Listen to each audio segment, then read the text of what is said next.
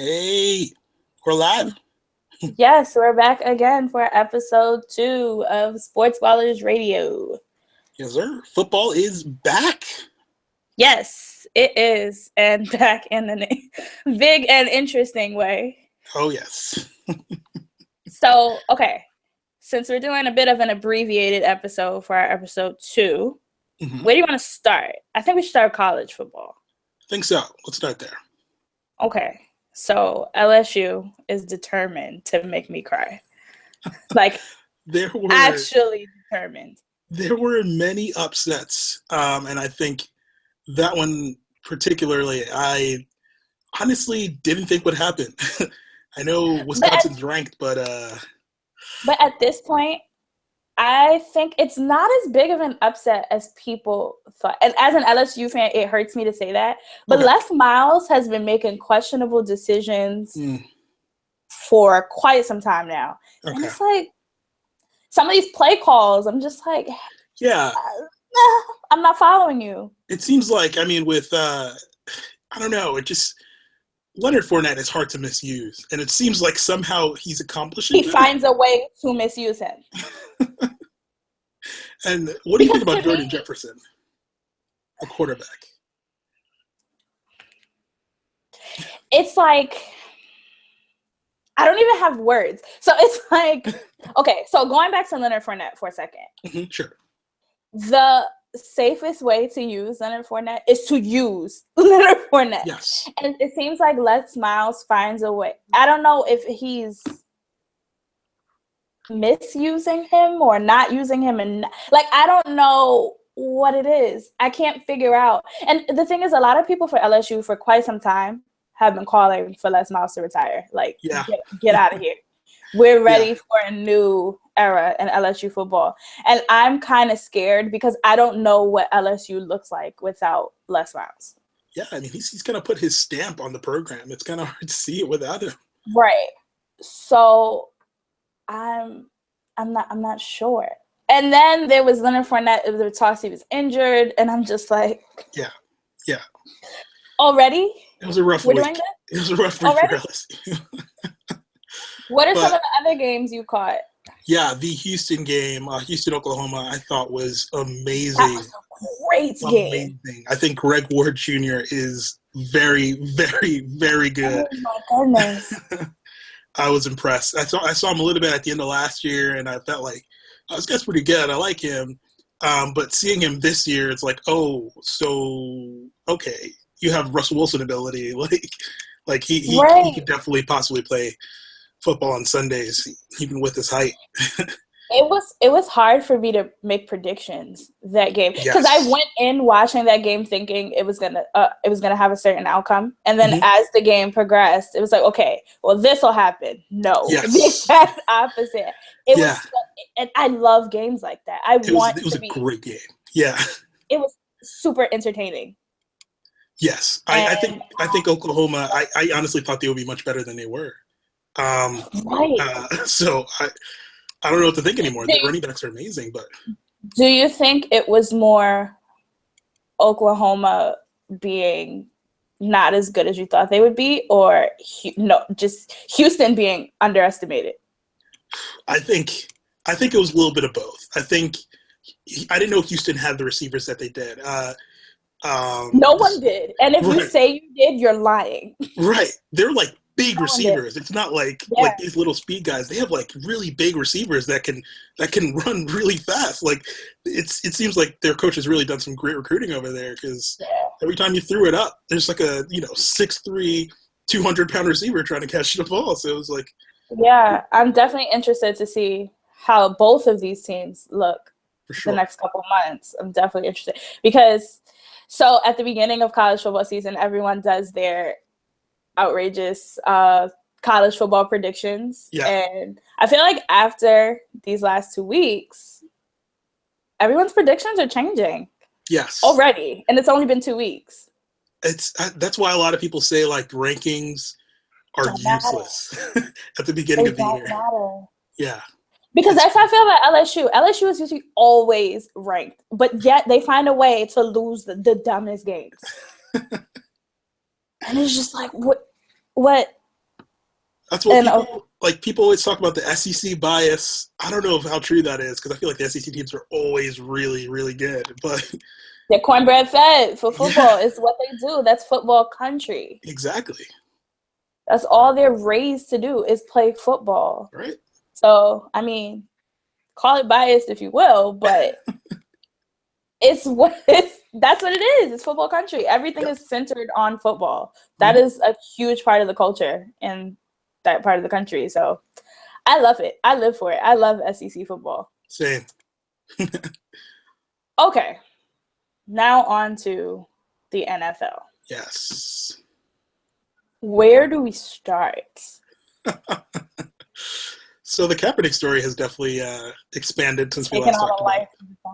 Yeah, it's evolving like as we speak. Like, so first, okay, everyone saw how after he decided for the first time to not stand during the national anthem, everyone said immediately he's going to be cut, he's going to lose endorsements, which he did lose endorsements. Yes. But his jersey sales shot up. Like, everyone is wearing a Kaepernick jersey. Every single person. And I love it. And I heard he's donating all of the proceeds of his jersey sales. He said he would donate the earnings from his jersey sales. And this guy, every single turn, he's putting his money where his mouth is. And I can't say the same about... $1 million. Right. Like, he's becoming more and more a hero. Exactly. I can't say the same about his critics. You know, a lot of people that have had something to say against him, I mean, what are they doing? They're not doing anything for the community. Now he did exactly what he set out to do. Because now the 49ers have decided, okay, we're also going to donate money to a lot of these same organizations. And I'm like, yes, that's exactly what he wanted you to do. Exactly. He wanted to bring attention to these issues and these organizations that are working to combat these issues. So now his team, I'm not going to be naive and say his team is doing it out of the goodness of their hearts. Right. This is all PR. So, but either way, a win is a win. For sure. So I'm here for it. I'm here for it. What do you think about all these people that have come out against him? Sort of surprise people like Shaq and Ray Lewis and all these people. Okay, so I read what Shaq said, and Shaq was saying there are a lot of policemen and law enforcement and things like that in his family, and I completely understand that. But I think you are taking away, or you're minimizing the issue if you're saying that Colin Kaepernick's call to bring attention to police brutality is taking a shot at all cops, because that's not what he's doing or saying at all. He wants to bring attention to these policies that make it easy for cops who abuse their power to get off. Exactly. Now, if that does not apply to the law enforcement in your family, then move on, Shaq. But that's no reason for you to say, I disagree with his protest. So, Shaq, I was like, I normally love you and I normally ride for you, but me and you are on opposite sides of the fence on this one. I felt very similar about what Ray Lewis said. I've been for this guy. Like, this dude's the man. Like, I've been watching him since Miami. Like, this guy's amazing. The guy's a legend. I love him as a football player, but he's just like, I don't get where he's coming from with what he said, because him particularly, who playing in Baltimore, a place that's gone through so much of this stuff, and most recently the Freddie Gray thing, how that verdict went. And it's just like, it just seems like he's silent when those things happen. But when the Baltimore riots happen, he's making Facebook Live videos about, like, everybody stay inside, be good, like, don't go out, don't be like what they think you think you are, like, protest peacefully. And then when Colin Kaepernick's peacefully protesting, you're against that too. It's like, what do you want? And that's the thing. Everyone is calling for these more peaceful protests. What alternative have you given? You're just saying he's wrong, but you're not giving what you would do or what should have been done. Give an alternative. Don't just knock him down, but you don't have anything better to offer. Right. So I'm just like, all these people, I'm just like, go away. Just go away. Be quiet. It's annoying. Another one who should be quiet, Roger Goodell. Be quiet. Exactly. Yeah. How do you feel about his person?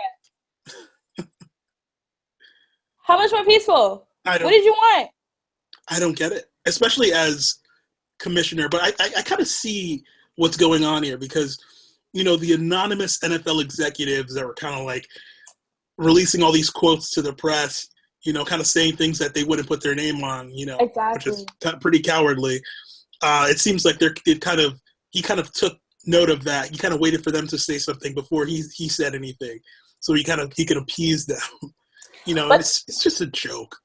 But then the NFL is talking all this stuff about how the NFL is such a military-friendly league, and we are so patriotic. And I'm just like, hold on. Look at my man Stephen A. Smith. Yeah. Who he dropped a major bomb. He shed some light. Yeah. Listen, I have not seen it for Stephen A. Smith in a long time. Oh yeah. I really have not. And this week, I was like, you're trying to win me back. You are trying to win me back. Because when he talks about paid patriotism, I kind of figured, okay, this is not all patriotic. I feel like every decision that the NFL makes is about the bottom line. It's about dollars and cents. Sure. I figured that just as an American, we're capitalist society. That's what we do. Everything is about the dollars and cents. But when he brought facts that I really didn't realize, saying that players up until recently stayed in the locker room during the national anthem, and now they're being paid to make the NFL look like a more patriotic, a more military-friendly league in order to boost military recruitment. Yep. It's like, oh, that's what this is all about. Right. And it's like, now I'm really looking at Roger Goodell like, really, be quiet. Oh, yeah. Oh, yeah. Be quiet. Because you were trying to save your money. Like, oh, this looks bad for the military. The military is paying us to present a certain image. So we can't have these players sitting down during the national anthem. That's going to mess up this money that we're bringing in for the military. So we gotta keep the military happy or we'll lose this money. And I'm just like, you're totally missing the bigger picture. Exactly. And it's like, I would never expect Roger Goodell to be Black Lives Matter. But it's like, just be quiet. Just be quiet. Look, a lot of these people, right? A lot of these people in the NFL and in the NBA, they'll take this stance that they want, all the owners and the executives and stuff like that. When it comes down to it, if every single Black player decided to be united in this, and kind of mess with their bottom line, they would have no choice. Right. And that's what it's going to take. I feel like I honestly know that's not going to happen when you have players like Cam Newton saying there is no racism, we're all the same color. That's not going to happen with all the Black players. And even some of the white players will come together. And like, it really warmed my heart this Sunday to see how many players took a knee or sat down. Like, that really warmed my heart. Like, Colin Kaepernick is not alone in this anymore. And can we talk about the Seahawks for a second? Sure. Why in the world this linking arms nonsense? I was like, what is this? For all that buildup that they made during the week, what is this? What is this? I was so disappointed. Right. I appreciate Doug Baldwin because they said midweek that he's been that he had to visit or that he planned to visit the police and make visits to all these community groups and try to make real change.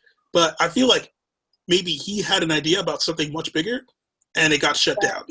I believe it too, because when you have players like Richard Sherman, players like Russell Wilson, who have publicly made it known where they stand and how they were not in agreement with Colin Kaepernick. Right. Of course, they're not gonna all of a sudden jump to the other side of the fence and, well, let's all sit down. So I knew it. I didn't expect it to be this great, big to do, but I was like linking arms. Really, guys? Really? It's not saying much. Really? But I'm over the Seahawks. Right. The interesting thing in that situation, they play at CenturyLink Field, and CenturyLink was the endorsement that Brandon Marshall had that dropped him. Yes. So, now, did you see Russell Simmons' response to that? Yeah. So Russell Simmons said, "Okay, so Brandon Marshall is losing endorsements over his support of Colin Kaepernick. Well, I got a rush card endorsement for you."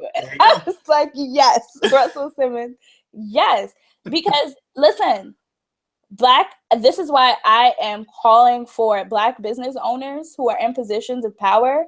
If you see our Black athletes or any athlete for that matter, not just Black ones, who are taking a stand for our people and are being knocked down for it and punished for it, step up and help them any way you can. Yep. That's going to inspire more people to step, because a lot of them won't step up for the fear of these repercussions. They're thinking about families that they have to feed, their careers and all that. So I get it.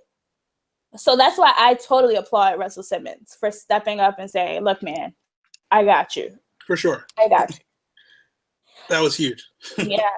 And so still on the subject of Roger Goodell. So Cam Newton. Yeah. So during week 1, do you want to, what happened to Cam Newton? Yeah. So the week 1 game, Thursday night, Super Bowl rematch, Broncos-Panthers. Basically, Cam was just knocked around for the entire game. A bunch of incidents that over and over and over and over and over. I was like, oh my God, where's the backup quarterback? Get him out. It was like the first couple. It's interesting because when I watch games now, after like watching Michael Vick and a bunch of other running quarterbacks, RG3 even in his rookie year, kind of just get destroyed during games without a call. You know, I'm kind of like desensitized to it a little bit. But after the third or fourth time, it's like, what's going on? Like, are you guys Cam watching? Was better than me because I'd have been like, Coach, get me out. Coach, I can't take another one of these because I won't get back up. Coach, get me out. Because it was ridiculous. I'm totally not a fan of Cam Newton right now, but even I was like, all right. I felt bad. This is getting crazy. Yeah. So it's like, what needs to happen for him to get a call? It doesn't make any sense. They like the NFL investigated the final hit, and they didn't investigate the fact that, you know, roughing the passer didn't get called. They investigated the fact that the training staff let him back on the field to play the last play. So it's interesting that instead of actually reprimanding referees or telling them to do a better job policing the game and making sure hits like that, you know, kind of don't happen for all quarterbacks, not just Tom Brady, you know, they're just, you know, railing on the medical staff for not taking players out of the game during crucial moments when he knows very well that's not what he wants. Yeah. Because there were just so many people who were just big mad and very upset. Oh, yeah. Cam's dad. Like, he was pretty pissed off. He was the epitome of a football dad this week because he was like, look, this is my child. Yep. Like, but when I think about how concussions in the NFL and all these hits that these players take and how it affects them long term. So Concussion was a terrible movie, but the message was there. It was just a really bad movie. But and that pains me to say because I love Will Smith, but it was just bad. Yeah. But you think about all these players who have been diagnosed with CTE and how they don't realize it for years and years later until they're complete shell of themselves. Right. So it's like, I understand players like Cam Newton who get upset, like, give me this call, because you set a precedent. Okay, so if you get hit one time, that way you don't get a call. Mm-hmm. Okay. You get hit 2 times, still no call. Players are starting to see, okay, we can keep hitting him like that, and no one's going to call it. So we're going to keep doing it this whole game. And how many games can he go getting hit like that? The whole game before he doesn't get back up. Yep. So what has to happen? And that's why I'm looking. So I'm looking at Roger Goodell like, now would be the time for some referee regulation. Like, you would think. You think. Yeah. You think.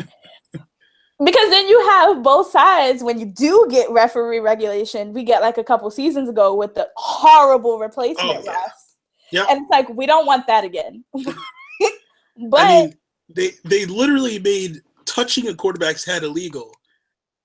And then we see what happened in that Panthers game, and it's like, there's no middle ground? Nothing makes sense. There's no middle ground. It really went from, okay, we're going with these replacement refs, we're playing 2-hand touch football. Yeah. To now we're playing rugby. What are we it's stock doing boppers when Cam Newton's on the field.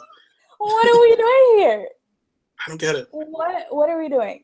I don't know. But my favorite part of week 1 has been these out of bound bloopers. Oh man. Oh, Cowboys. Oh, Terrence. Oh, Cowboys. So Terrence Williams decides. Excuse my laughing. I've been laughing since Sunday. Time's running out. Cowboys have no timeouts. And Terrence Williams makes a great catch and turns up field. Great catch. And could easily have just run out of bounds. You had everyone yelling at you to run out of bounds. Des Bryant is pointing out of bounds. I'm sure the entire sideline is yelling for him to go out of bounds. And he cuts to the inside. He was like, yeah, I hear you, but this is what I'm going to do. I want to show off my moves. And I got this guy beat. I got this guy beat. And you don't. I think the best part is when he realized I just made a terrible mistake. And he knew it was over. And he knew there was no way. He knew there was no way that he could go into that locker room right after the game. Like, there was no way. He just stayed on the field. Just knelt on the ground. Because it was like, what? Why did you think that was okay? And I mean, this guy. And it's so funny because I said that was more of a Cowboys loss than a Giants win. Oh, for sure. For sure. Because that was just all bad. The Cowboys are just the Cowboys. They are a joke. But the rookies, not a joke. There you go. Not a joke. I think that was the most ironic part was Dak Prescott was one of their bright spots. And they thought he might be a liability. Because everyone was like, man, Tony Romo out for God knows how long. Right. What are we going to do? But Dak stepped up. Yeah. So if they get like this little blooper stuff together, then maybe Cowboys might just get interesting. We'll see. I hope so. I like to see those young guys shining.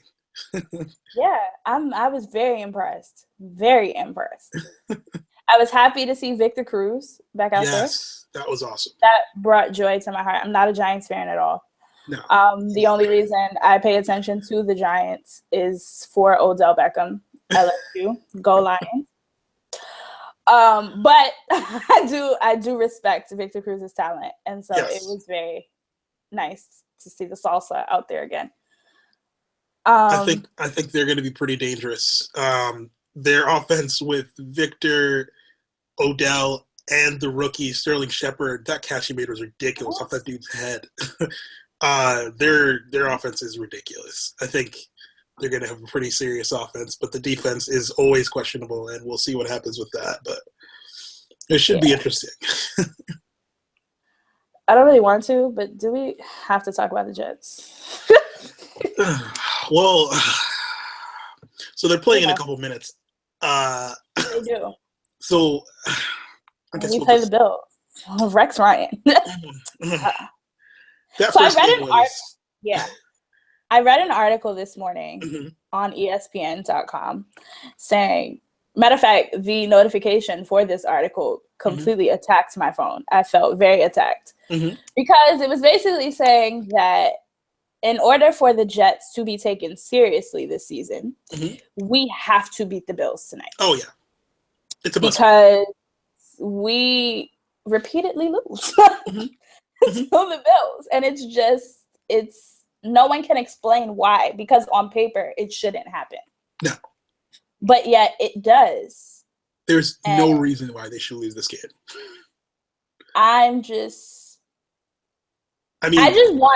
want to win more so that Rex Ryan loses.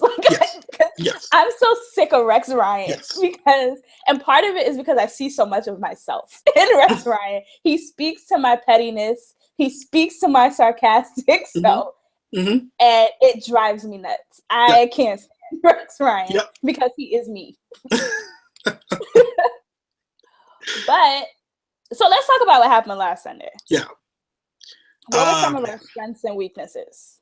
So Fitzpatrick, you know what? Let's start with Darrelle Revis because I can't talk about Fitzpatrick unbiasedly. Darrelle Revis was on AJ Green, and AJ Green decided to transform into a version of Calvin Johnson hybrid that no one saw coming. I knew he was good, but what? Yes, I had to actually. I'm not going to say who this person is on Twitter, or maybe I will. But this person on Twitter decided to come in my mentions and disrespect Revis Island, saying there's no such thing anymore because of AJ Green. And I was like, whoa, watch your mouth. This is only week 1. Watch your mouth. Don't come for Darrelle Revis. Don't do it. Yes, last week happened. I'm not denying that last week happened. And that matchup was a lot. A lot. And I don't think Darrelle Revis was ready. I think that everyone underestimated AJ Green. No one saw that he was going to be as big of a threat as he was. Right. But don't ever count Darrelle Revis out. No. Don't do that. So person in my mentions, you know who you are because we're actually friends in real life. Don't ever disrespect Darrelle Revis. Don't. Look, this guy is too smart. He's too smart for this to be happening to him every time, and I know he'll figure it out. Oh, he will, most definitely. But these receivers, right? People need to understand that these receivers are legit. It's not the quarterback position has definitely gotten better since people like Richard Sherman and Josh Norman have started to show out. I mean, Revis was the first. He was the one that made the quarterback position that valuable. But these receivers that are coming out these days, these elite receivers, they're we've never seen these things before. These players are not. They're like aliens. To be that tall, that strong, and that fast doesn't make any sense. So you mentioned Josh Norman. Josh Norman has been making me laugh all week because he's just very disrespectful. And I'm just your mouth is so reckless. Oh yeah. So I'm definitely everyone's looking forward to seeing Josh Norman versus Odell Beckham. That's what we want. We want to see this. Sure. But what happened Sunday? I think that the Washington NFL team. With the racist name. Right. Right. They have no idea what they're doing. I understand the Seattle defensive scheme that everybody talks about. Richard Sherman only plays on one side. It could just be defensive scheme. you know, they only play him on one side. That's just what they do. I get that. But when AB is torching you for 150 plus. And you talk so much. I think no one figure it out.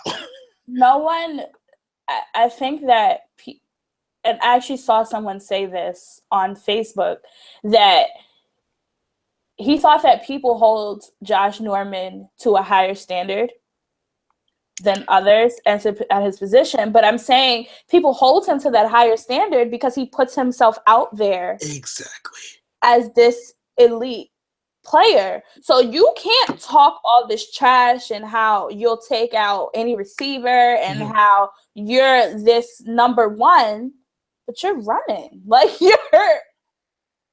why are you Look, why were you not on Antonio Brown at all? Like, I get players when it's just like, you know, this is my scheme, I got to do what my coach says and all this stuff. And I get that quarterbacks can't win because, like we just talked about, Revis was on AJ Green for a decent amount of the game and still, like, AJ Green had a big game and he got criticized. Josh Norman wasn't on AB for a lot of the game and AB had a big game and Josh Norman still got criticized. So quarterbacks can't win. That's it. Like, that's just their plight. But, like, for Josh Norman in that situation, like, I think it's tough. I think for someone like that, I would have expected him to go to the coach and be like, you know, put me on him. I need to, like, especially that's after his personality. especially after AB twerked. I was like, whoa. I'd have said, if I was Josh Norman, I'd have been like, no, not on my field. We have to coach. Coach. He twerked on the field. He got fined. He twerked. He got fined. So when the call happens, unsportsmanlike conduct or whatever, first of all, and I tweeted this, like 99.987654321% of those calls are complete nonsense. Oh, yeah. It's for nonsense. Yeah. So I was just like, all right, let him dance. Like, he's not hurting anyone. He's having fun. I was like, oh, he can get a call for twerking, but Cam Newton can't get a call for people literally trying to take his head off. Like, yes. The refs pick and choose the craziest calls. And it's because the NFL really has no system, no concrete system for these refs in place. Like, exactly. It's ridiculous. It's ridiculous. So with Josh Norman, it's just so funny how many receivers are calling for Josh Norman's neck. Oh, yeah. Since game one. Oh, and I'm like, whoa. Victor Cruz tried to eat through him. It's okay. We'll find out. We'll find out, Victor. We'll know soon enough. Oh. I think Giants Washington is going to be a big game. Oh, yeah. That's going to be a must-see. Oh, yeah. I'm very intrigued. Like, this NFL season is shaping up to be one of the most entertaining. It's going to be awesome. Ones in my lifetime. And because players are doing a lot more talking than in the past. And I don't know if that's just our generation. We're a lot more vocal than for sure. in the past. But these young players are letting it be known, like, oh, I'm here. I don't care who you are. I'm the biggest. I'm the baddest. And that's just the generation of players right now. And it's very entertaining, especially when you can back it up. Yes. That's the key right there. When you can back it up. Yep. Because Josh Norman, now you got to step up. He has a lot of work to do. Yeah, you got to step up. Like, I want to see the guy from last year that just took Des Bryant out of a game in one play. Wow. That's the guy. Even Des Bryant is saying, yeah, I'm up for the challenge. I want this. I want it. I'm ready. So, I mean, Josh Norman, he's definitely going to have an interesting season because you have so many receivers that are gunning for your neck. Yeah. He's the one that wanted to go to the NFC, so now he has to face those guys twice a year. Yeah. So we'll they have some interesting matchups. So who do you have tonight? Jets, Bills. Of course, I'm going to say Jets, obviously, because it would be blasphemous for me to say anything else. It really would. Same for me. Got the Jets as well. I'm putting that out there, and I need it to happen. But did you see the nominees for the Pro Football Hall of Fame this year? Let me read you a list. Well, not the whole list, but some of the big names. So we have Hines Ward, not my favorite person right now. Chat Johnson. We're using his real name, I guess. Jason Taylor, Donovan McNabb, Brian Dawkins, Bob Sanders, LaDainian Tomlinson, Joey Porter. So those are some of the notable names that are there. This is a stacked class. That's pretty stacked, yeah. I like LT in there. Oh, most definitely. I love LT in there. It's one of my favorite Jets, even though he was only here for a couple of years. Right. I was always a huge Brian Dawkins fan. Oh, yeah. So I'm very happy he's in there.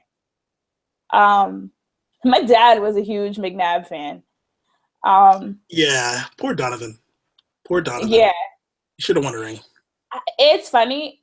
Maybe to some people it's not surprising. I'm surprised to kind of see Ocho Cinco in there. Ooh. It's not surprising, but it is at the same time. It's surprising to me more so from the way he exited the NFL. Yeah. And it was so recent. It was very recent.